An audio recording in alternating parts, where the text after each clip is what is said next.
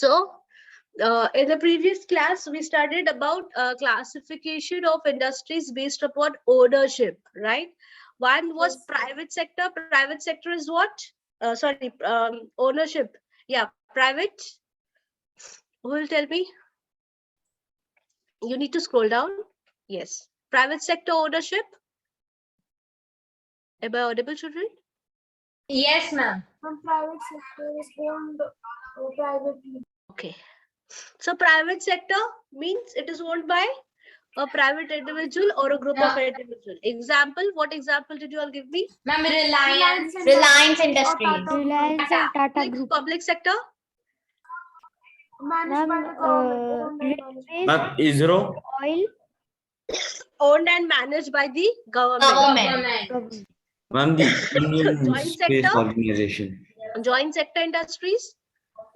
Jointly owned by the government and individuals. Very good. Jointly, which is owned by the government as well as by the individual.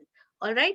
Next, we will see it is the cooperative sector industries. Cooperative sectors industries are operated by group of individual forming their own society. Okay, each member contributing and owning a share in the company. For example, Amul India.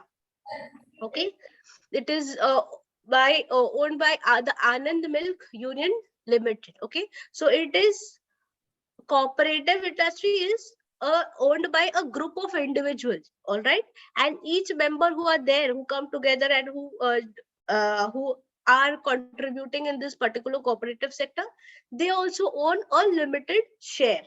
All right, so these are the four different types based upon ownership. First is what, children? Private sector. Private sector. Second? Public sector. Third? Joint sector. Joint sector. Fourth? Sector. Cooperative sector. sector. Cooperative sector. Now, factors determining the location of the industries. Can you guess where are usually industries located? Ma'am, in a bare land, ma'am, far away from the city, ma'am. Okay, far away from the city. Ma'am, Because the city does not have a lot of free space. Ma'am, where there's a good source of electricity, ma'am, like solar power or hydro Very power. good, very good, very good. Okay. And ma'am, raw materials like cow for milk, for ores for metal. Materials are more available. Yes. So based upon the location of the raw material, you will have the location of industries. Okay. For example, industries depend heavily on the raw material, right? And therefore they tend to locate near the source of raw material. Example, heavy and bulky materials like minerals or perishable goods like fruit or milk, they make it necessary for the industries to be located nearby only. Sugar industries are located close to the sugarcane crushing plants so that the juice does not get spoiled, isn't it? So basically, this is one type where industries are located based upon the location of the raw materials. If the raw material is close by, it becomes easier also for the industries to produce it into a form of a finished good, right? I mean, for example, whether it is vegetables or whether it is fruits or whether it is milk, these are what? Perishable goods, right?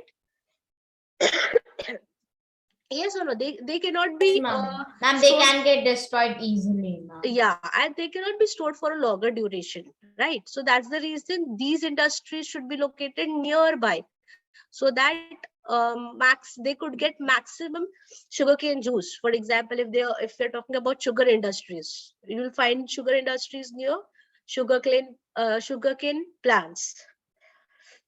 Next is power.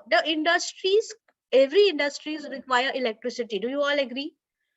Yes, ma'am.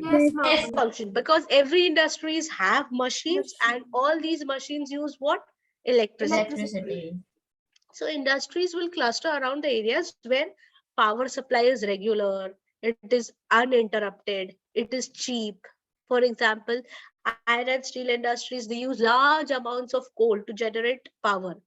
And therefore, these industries are located near the coal fields only. Okay? So basically based upon power, the location of power, that is electricity, the machines, industries will be set up in that particular areas. Why? Because so that they could get cheaper electricity, they could get regular and uninterrupted electricity for running the machines which is available, which is there in their industries. Third classification is the land. See, to set up an industry, land plays a very important role, isn't it? If you have a land, then only you will be able to set up the industry in that particular location. Now, the availability and the cost of the land plays a very important role.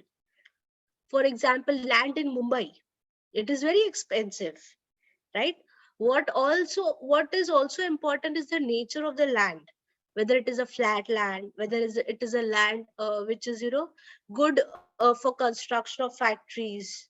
Based upon that also, they decide to locate the factories. That's the reason most of the factories are not located in city areas, because in city areas the And rates, price is high. yeah, it's too expensive. Okay, so in order to set up a factory, you turn to check where you will have to put minimum investment, so that you can produce also. You don't have to waste so much before you get your profit, right? So these are the three geographical factors on the basis of which the location of the industry is dependent. Now we'll see human and economic factors. Now, in a factory, don't you think labor is a very important component? Ma'am, one of the Yes, most ma'am. important one. Yes. Factory, you have set up a factory, but if there is no labor, how are you going to run your factory? How are you going to convert your raw material into a finished product? And ma'am, even So, if we are using ma'am, machines, ma'am, we still need humans to switch it on and do the work. true, we still need human beings. All right, so labor supply is very important in two aspects, okay, two respects. So number one, workers in large numbers are often required for intensive labor intensive industries. And second, people with skill or technical expertise are required. For example, if it is a garment industry or a construction industry, okay, have you seen any garment industry? Have you visited to any garment industry? Yes, ma'am. Okay, good. Even we had taken our children, in the previous school where I was working, to the garment industry, that is the Cotton King one. So it requires large skilled laborers, all right, so that they can do the job. But for other unskilled labor, may also be enough. Like few industries are such that they require skilled laborers. Few industries are such where even if the labor is unskilled, but they require, whether the labor is skilled or unskilled, right? For every industry, they require labor. That is human factor. Next is transportation. Now, finished goods should reach the market at the end of the process of manufacturing.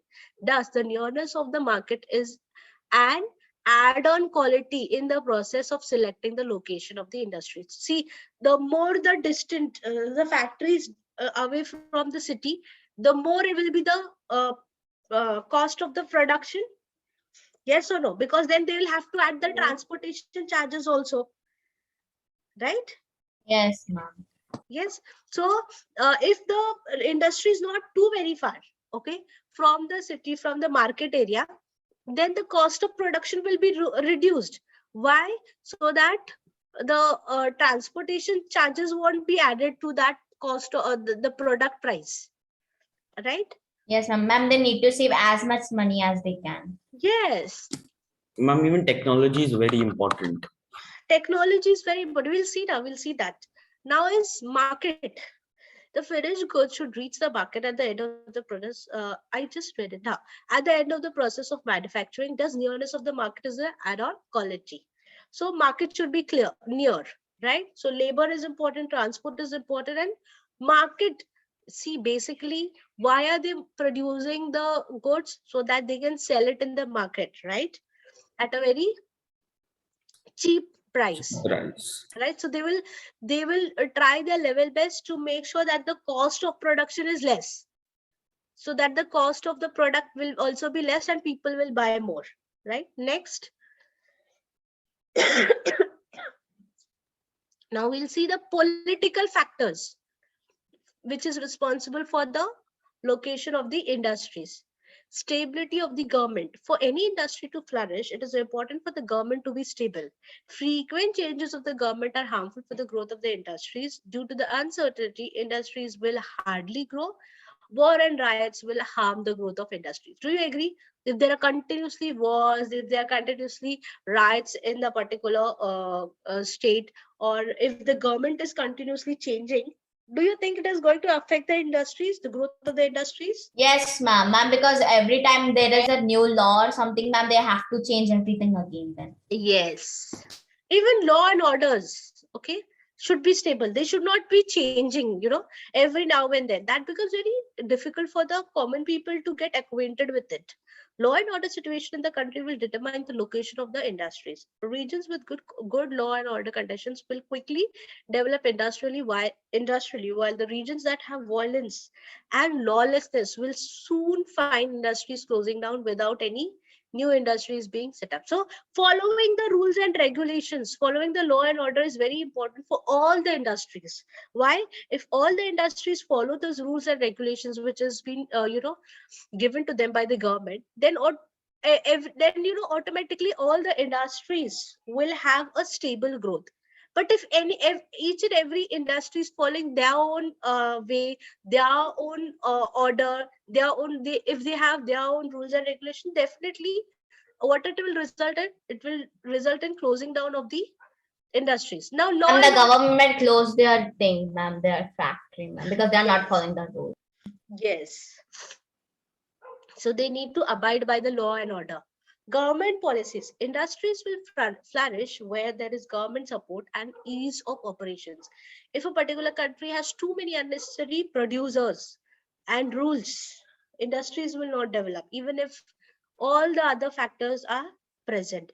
Corruption and delays in granting permissions will prevent the development of the industries in that country. So this is also very important, government policies. You remember, you know we have studied about the distributor, we have studied about the manufacturer, and we about the seller, right? We are consumers, right? We are people who go to the shop and we buy things, so we are consumers. Then we have the seller from whom we are buying, and the seller buys it from the distributor buys it from the manufacturer. Now all these people, they need to follow the government policies. Okay, if they are not following the government policies, definitely it is going to affect the growth of the industrial development in that particular country. Now if you remember, if you are buying any product, whether it is a mobile phone or whether it is a laptop, do you know that we pay taxes? Yes, ma'am. Yes. So Yes. what are all these are all the rules and regulations, right? Yes or Even no? if it pay, we have to pay because it is a rule from the government. Yes. Next is pollution due to industries. How many of you all agree that industries has a major Yes, piece of ma'am. And Yes, it affects the environment very severely. very Ma'am, because of the smoke which they produce, ma'am, and the dirt, nuclear waste which they right. produce. For example, air pollution. Now air pollution is the most important factor, which is it is which results in global warming, isn't it? Yes, ma'am. If you will take examples of Delhi, what things are the common people staying in Delhi facing right now? How are Delhi you? is very Ma'am, smoky, it ma'am. is There's a like lot of very, smoke and in her. smog. Yes. especially in Diwali, ma'am. Like it's Ma'am, too. Ma'am, I wasn't able to burn crackers also this Diwali, ma'am, because of that thing. Yes, Shlok, what were you saying?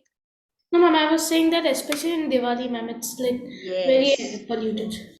yes, true. Yeah, and in your future, you'll find even in Delhi, everybody will, if they want to step out of the house, they will need oxygen masks Yes, ma'am. compulsory, Ma'am, if because this the continues. if this continues, true. And same Ma'am, is with the places where we are staying earlier. If you'll go 5 years behind, you will make out the difference, how Pune was earlier and how is Pune now today. What are the different changes? Earlier traveling was not that difficult, but now traveling has become a major headache kind. It has become a major challenge. Why? Because it is quite hectic nowadays. It brings a lot of fatigue. Earlier it was not like that. We had limited vehicles, and therefore we had less pollution. Now, greenhouse gases are global warming. Smoke and other gases, pollutants add to the greenhouse gases and raise the global temperature. That is, do we all agree with this? The global temperature is increasing, Yes, and ma'am. industries are playing a very important role in that. And how industries are responsible for water pollution? Will tell me. Don't Ma'am, the undervalue. marine Dumping industries, waste. ma'am. Usually the marine industries, ma'am. Ma'am, what they do, ma'am, their waste, Huh? no, ma'am, if they can't throw it in an area, ma'am, they usually throw it in the ocean, ma'am. Yes, ma'am, and that Yes. affects a lot of life. In fact, they find Huh. turtles eating plastic bags. Yes, yes. So you are all aware about it, right? So industries Yes, ma'am. discharge effluents into water bodies. So they, whatever wastage they have, what they do, they pour it into rivers, lakes, and seas, which is nearby, right? And therefore, it is contaminating all the rivers, right? Seas, and And that's why the rivers also get that dark green color, ma'am. true, true, true. And not just the rivers, the living organisms, which are there in the water, they are also affected by it, right? Yes, ma'am, Yes. and some Yes, ma'am. species The are marine near organisms. extinction. Near Yes. extinction. Yes, ma'am.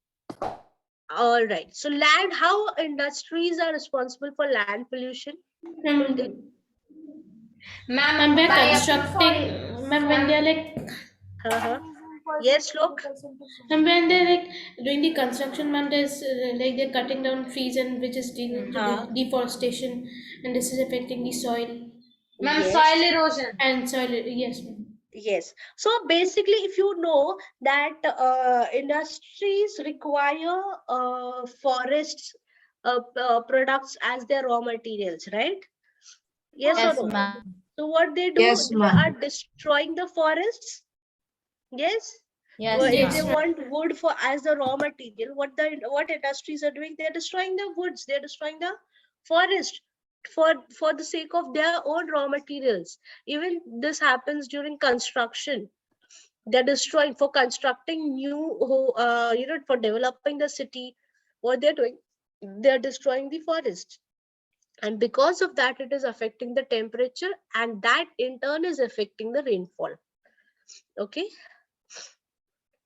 Clear? Apart Yes, from ma'am. that, this is one reason. Apart from that, what are the industries doing?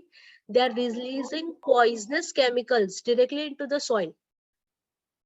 Okay, if they are doing that, what they are doing, uh, if they are releasing these chemicals into the soil, they are polluting the land, isn't it? The fertility of that. Ma'am, the Yes, trees ma'am, that also get affects their water sometimes from the crop. soil, ma'am. So, yes, ma'am, it And affects the the crop soil. also then. It is affecting the crop also. Very good. Several radioactive chemicals also damage the soil permanently. Yeah, this is also very clear. So this is how industries are polluting air, industries are polluting water, and industries are polluting the land. Next question. Now, important industries. Now, let me see these are all the list of all the important industries. Number one is iron and steel. This is the most important. It plays a very, very important role. Why do we need iron and steel industries? For what is the purpose? Will tell me. Ma'am, one building of construction of Houses. building. Very good. Very good. It helps in building Ma'am, of cars, that. automobile industry, ma'am. Yes, yes. Ma'am, Very good. aeronautic industry. Very good. Yes. So that is the reason, this is the basic industry on which other industries are dependent. Ma'am, we use iron, steel, literally in our daily lives, ma'am. Every day. Yes, literally. And we're using it right now. Yes, yes. So it is that's the reason they are called as the backbone of industrialization in any country. So if any country has a strong iron and steel industries, it works as the backbone, because most of the other industries are dependent upon this particular industry, all right, for their production. Now, iron, steel are basic materials for manufacturing large machines and capital goods. Okay, whether if you want to have any machines, whether it is, as he said now, Joshua said, automobiles or any And machines that work in an industry also. Anything, ma'am. vehicles, bulky, heavy vehicles, Yes. And what types of raw materials they require? Iron ore, limestone, manganese, coal. Ma'am, iron ore, And steel. they need ores, ma'am. Yes, yes. Therefore, in most countries, this industry is located in the vicinity of the areas where these raw materials are available. So usually you will find iron and steel industry located where there are raw materials available. Okay, in India, where do we have Indian iron and steel industry? Who will tell me? Ma'am, I only know Jamshedpur, ma'am. Okay, Jamshedpur, Bhilai, Bokaro. Okay, Chota Nagpur Gurgaon. Plateau. Yes.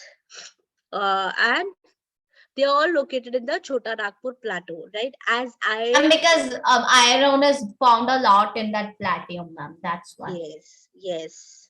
So clear, everyone. Iron and steel industry. Yes, ma'am. Okay. After iron and steel industry, the most important industry is the textile industry. All right. Cotton textile industries, basically. So earlier the description of the cotton textile industries in India come from ancient literary references. So please underline cotton, wool, silk, jute, flax. These are all the different types of textiles. Okay.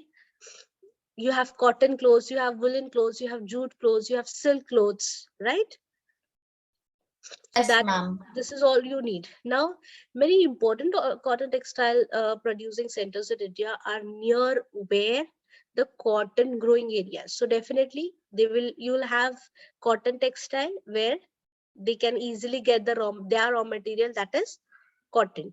And basically, where do we get such cotton? Deccan Plateau. It's in the Deccan Plateau, which is why, because it is rich, it has a rich black regor or cotton soil. All right. Warm temperatures. Now, in what temperature they can grow cotton? To grow a cotton, it usually requires warm temperature and sufficient rainfall.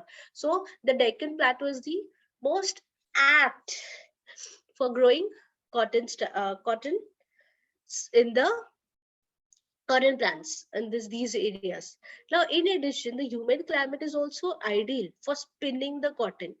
So these geographical factors occupy the availability. All right, and because of that, you can get cheap labor, you can get good transport, you can get good connectivity. Okay, network connectivity. For example, in India, you have Mumbai, Ahmedabad. Okay, which is the industrial belt, and they are the most extremely important cotton textile manufacturing. Can you see on the map also? Yes, ma'am. And you remember the Britishers were also attracted to this. We have studied this in Yes, ma'am. history also. Ahmedabad is known as we got this question also in history. See, again we are doing the same thing in geography. Ahmedabad is known as Manchester of India. Why? Because over 70 textile mills are there in this particular city. Where is Ahmedabad located? Tell me which state. Gujarat. Gujarat. And that's the reason it is called as the Manchester. Why it is called as Manchester of Ma'am, India? because it has over 70 Ma'am, over textile 70 mills in. textiles in city in the Ma'am, city. which means it has the most number of textile mills in India. Yes, yes. And now also, whichever, if you are buying any clothes at all, if you heard any shopkeeper saying this we have brought from Gujarat, this is from Surat, this is from Ahmedabad. So you have manufacturing, most of clothes manufacturing happens in Ahmedabad. Clear? India has marvelous ma'am. tradition of spinning yarns from cotton. Before the British rule, India hand spun and had a wide market. So India was rich in textile industries even before the British came. But earlier it was handmade. Okay. And Later that on, Gandhiji's chakra, ma'am, they used to make it yes, through that, ma'am. yes. So it is not that we were not involved in this. We were involved in this, but we were most of the industries were handmade. All right, now we'll stop here for today.